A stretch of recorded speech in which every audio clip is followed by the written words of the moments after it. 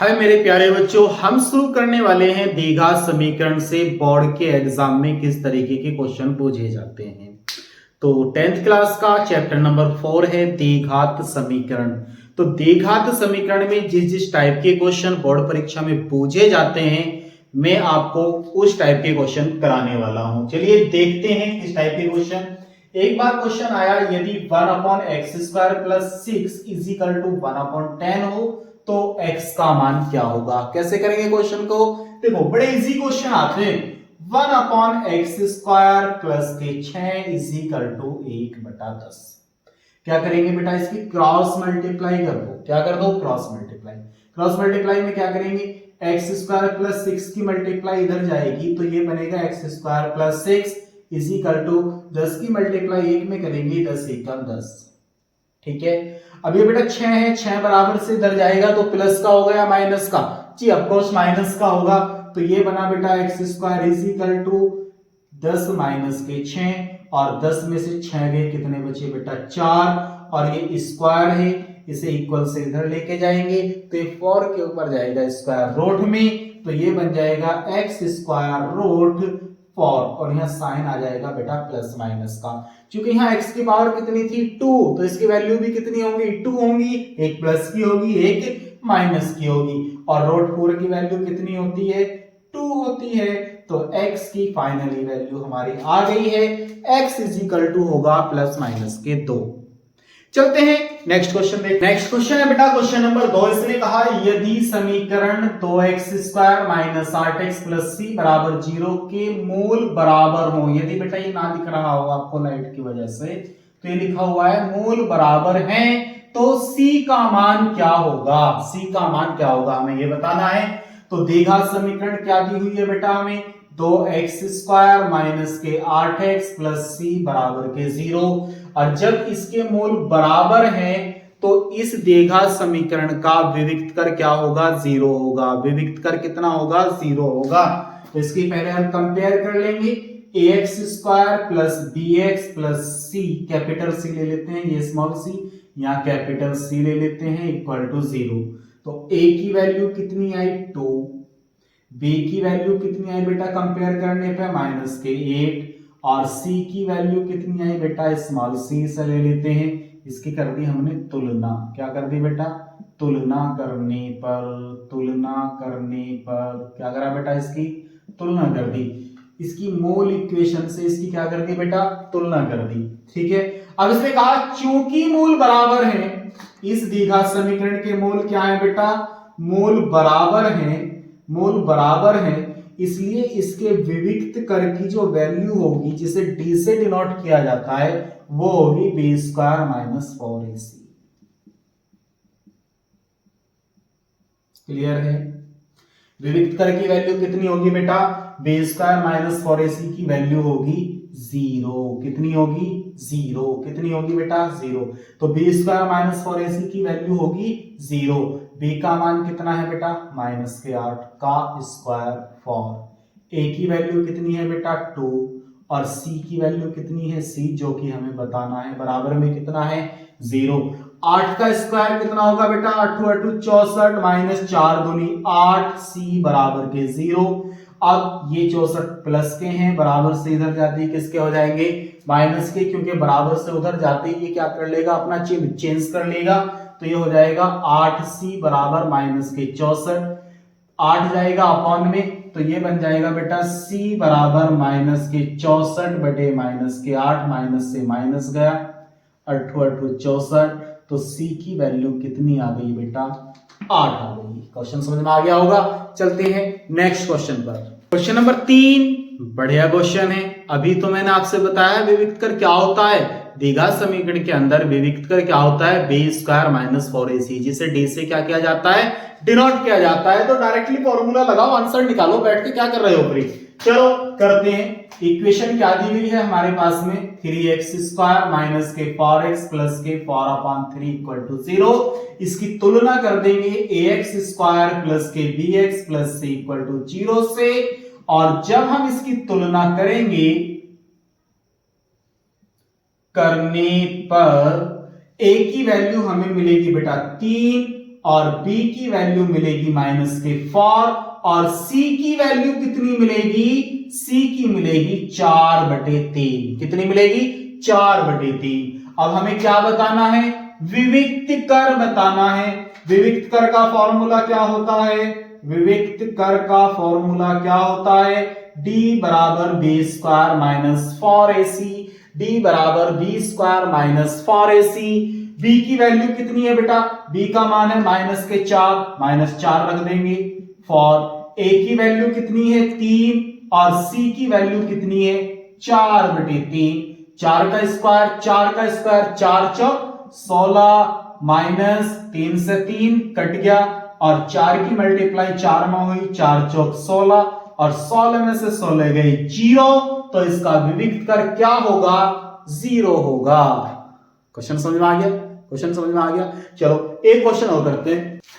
देखो बेटा, देखो क्वेश्चन कितना बढ़िया है और कितना आसान है। बेटा जितने क्वेश्चन करा रहा हूं ना, इन्हें तैयार कर लेना आप। इस टाइप का अगर बोर्ड परीक्षा में क्वेश्चन ना आए ना, चैनल को अनसब्सक्राइब कर देना बाद में, ठीक है। नहीं, मैं पक्का वादा कर रहा हूं इस टाइप में से क्वेश्चन जरूर आएगा कोई ना कोई।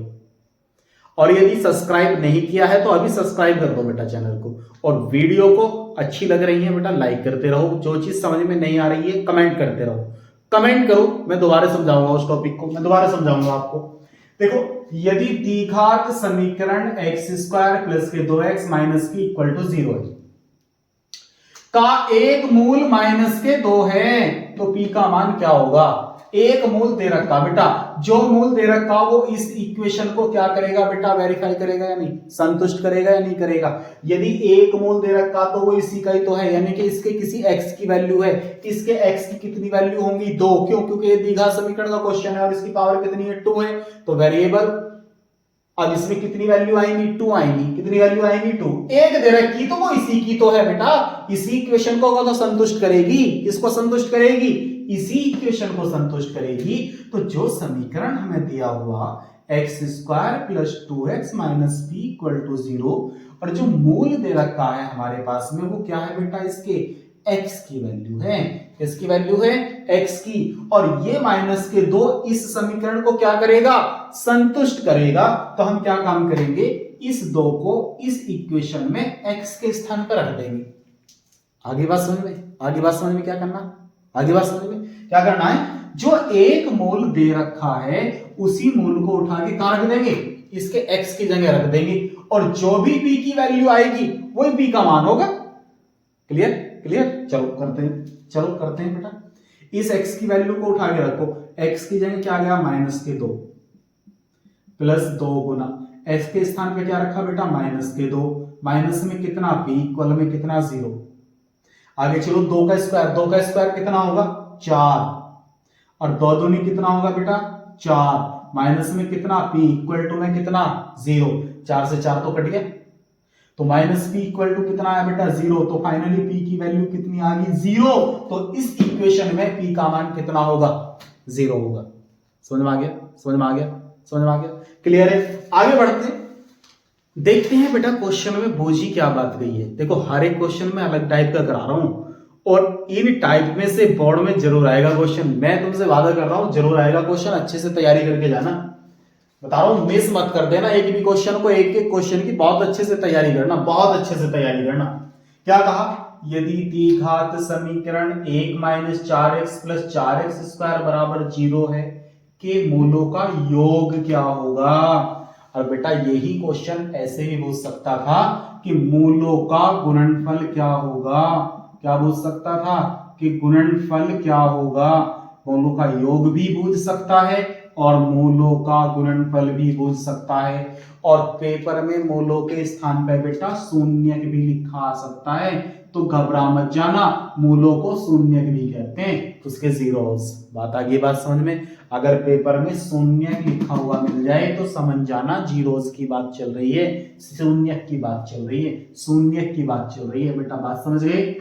चलो क्वेश्चन है हमारे पास में, इसे पहले सही करके लिखते हैं। क्या सही लिखा हुआ है, अरे द्विघात समीकरण में तो पहले x² आता है ना, तो x² वाली फॉर्म को पहले लिख लेंगे, फॉर x²। फिर x वाली फॉर्म आती है यानी कि -4x प्लस 1 इक्वल टू 0। और इसकी कंपेयर किससे करते हैं हम, ax स्क्वायर प्लस के bx प्लस के c इक्वल टू 0, क्योंकि इसकी प्रिंसिपल फॉर्म तो यही है, इसकी मूल समीकरण तो यही है ना द्विघात समीकरण की, ax square plus bx plus c equal to 0। से क्या करते हैं हम, इसकी तुलना करने पर a की वैल्यू कितनी आई हमारे पास 4, और b की वैल्यू कितनी आई -4, और c की वैल्यू कितनी आई 1। हमें बताना क्या है, क्वेश्चन में बताना मूलों का योग, मतलब शून्यकों का योग। मूलों को क्या कहते हैं बेटा, शून्यक। मूलों मैं लिख देता हूं यहां पे, शून्यकों का योग। हमें शून्यकों का क्या बताना बेटा, योग। शून्यक कौन कौन से, अल्फा प्लस बीटा बराबर -b/a। ये तो होता है फॉर्मूला। शून्यकों का योग का फॉर्मूला क्या होता है, अल्फा प्लस बीटा बराबर शून्यकों की 2, इसकी कितनी वैल्यू होंगी 2, एक अल्फा दूसरी बीटा, एक अल्फा दूसरी बीटा, इक्वल क्या होता है -b/a। आपने पढ़ा होगा कि x का गुणांक बटे x स्क्वायर का गुणांक। अब देखो तो ध्यान से, द्विघात समीकरण में x का गुणांक क्या होता है b, और x स्क्वायर का गुणांक क्या होता है a, इसलिए फॉर्मूला क्या बन गया, अल्फा प्लस बीटा बराबर -b/a। क्लियर है।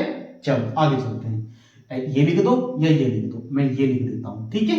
आगे चलते हैं, b की वैल्यू कितनी है बेटा -4, तो क्या आ जाएगा -4 अपॉन a कितना है 4, माइनस माइनस क्या हो गया प्लस, 4 से 4 गया, आंसर कितना आया 1। क्लियर है। अब यदि वो क्वेश्चन में कह देता कि शून्यकों का गुणनफल बताओ जी, गुणनफल क्या बता देते, शून्यकों का गुणनफल।